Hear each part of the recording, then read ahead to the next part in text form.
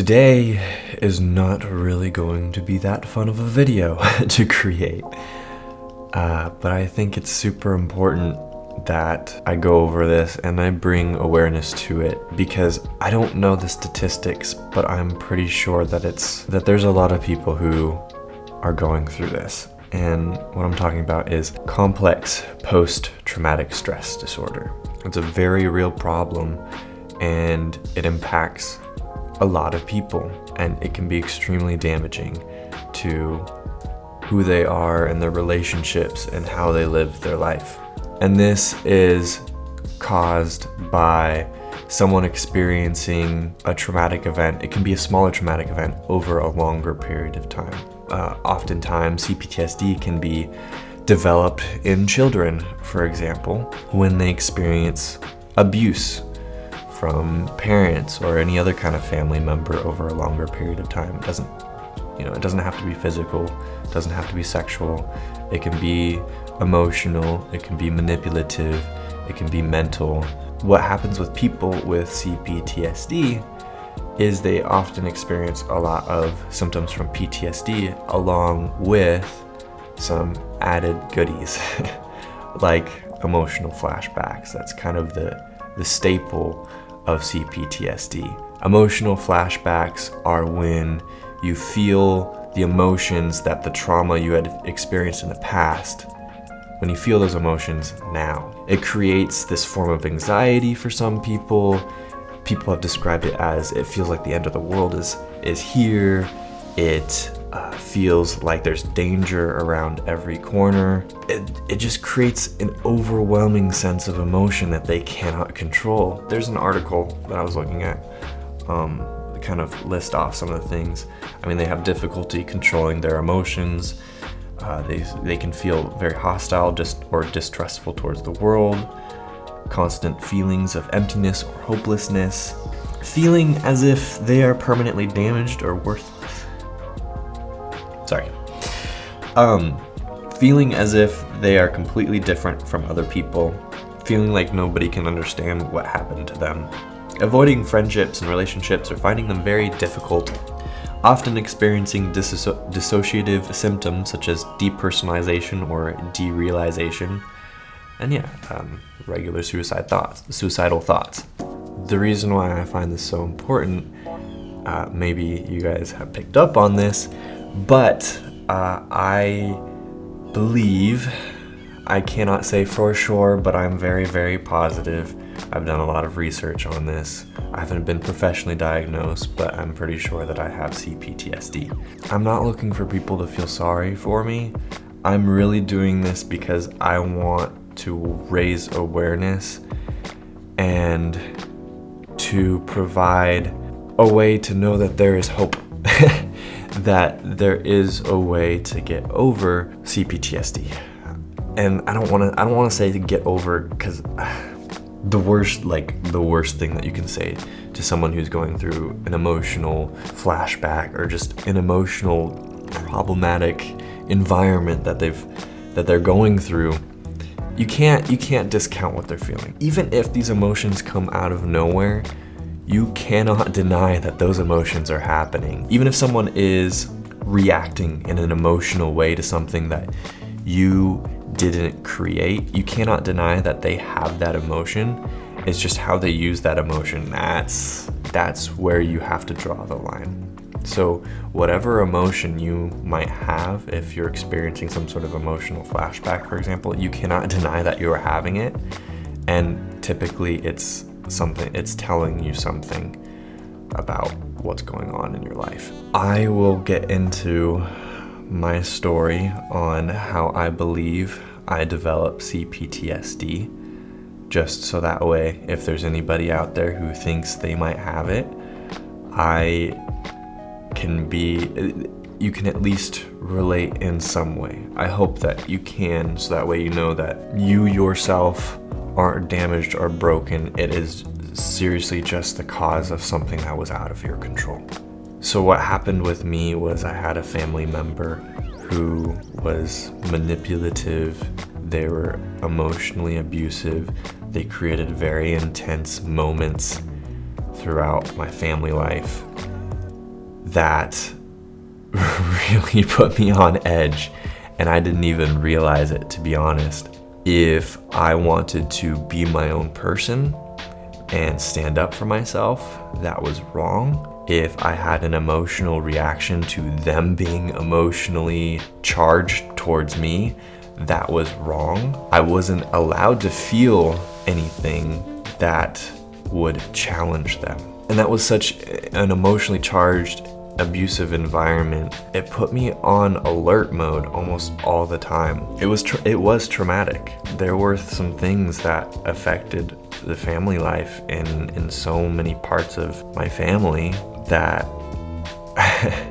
it felt like it was my responsibility, that I had to take on whatever was going on, that if I had said something that emotionally charged the other person, that it was my fault.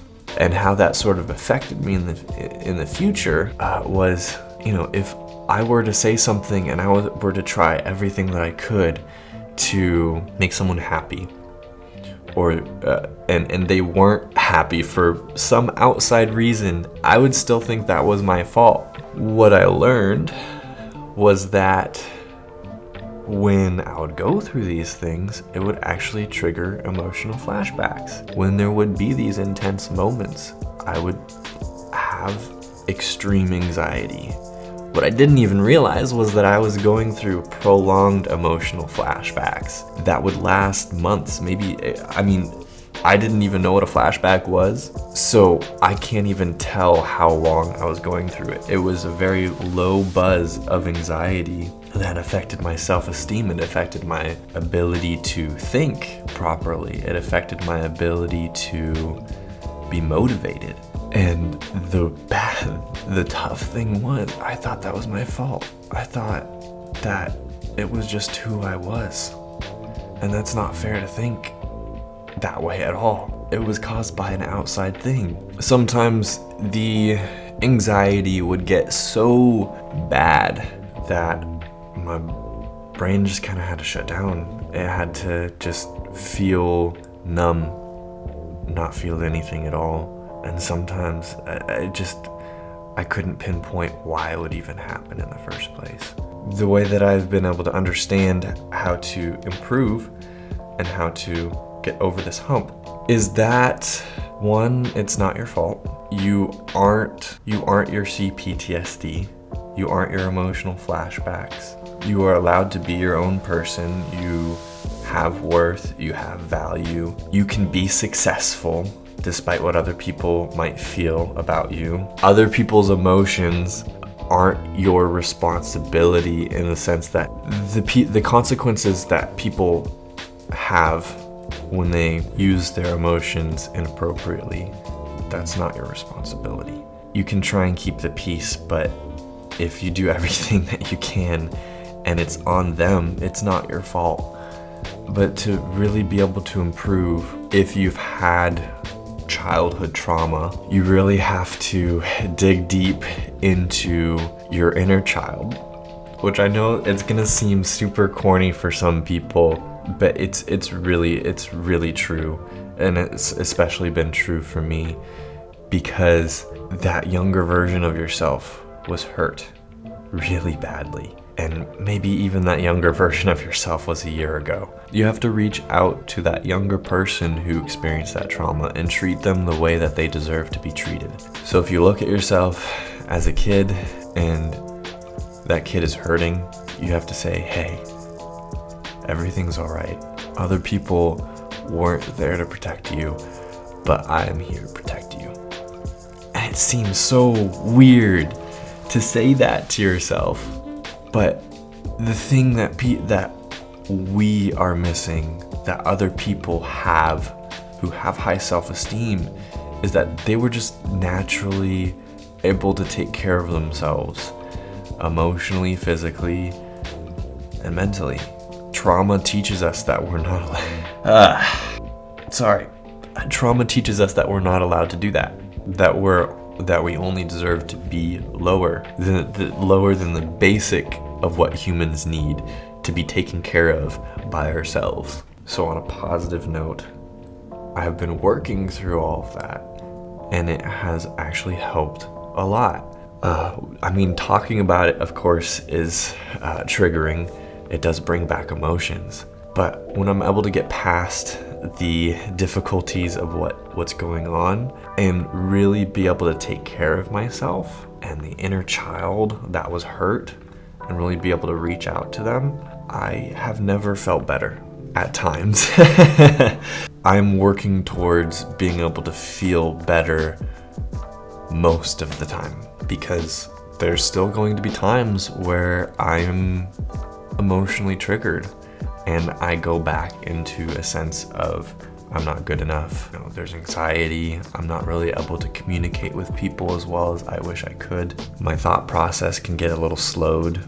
I feel like people are judging me more harshly than they ever really could, to be honest. But when I'm able to take care of myself and I'm able to get better and become the best version of myself that's past this CPTSD, it feels like the world just kind of has lined up the way that it was meant to. Not that it's this some euphoric thing that is above what everybody else is experiencing, but something that is just freaking normal. And I'm able to be happy in that. I'm able to have a sense of joy in being able to communicate with people the way that I've always wanted to communicate with them. That I am the person that I've always wanted to be. And maybe, I guess it's important to create this video when I'm at that halfway point where I had a moment where I was not that great, and then there's the moment where I'm just solid. I'm kind of the median of that too. Just know that for healing, you have to get away from whatever that trauma was, which can be difficult. Maybe I would love to be able to create another video. I don't want to create this super long video without giving people a breather, because it's intense stuff. I'll leave it at that.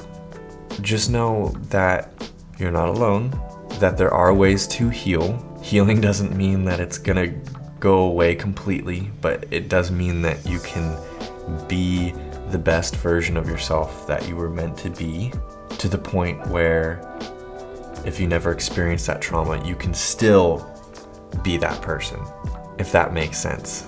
So you can be the person that you were meant to be if you never had that trauma. There we go. That's the ticket. So just know that, yeah, there are ways of healing that you can improve. If you have any questions, reach out and please do some research, because if I were able to help at least one person understand that what these feelings are, then I feel like that one person's life is just gonna be so much better for it. Thank you guys for listening to my TED Talk. Anyway, thank you guys for watching. I appreciate it. Talk to you guys later.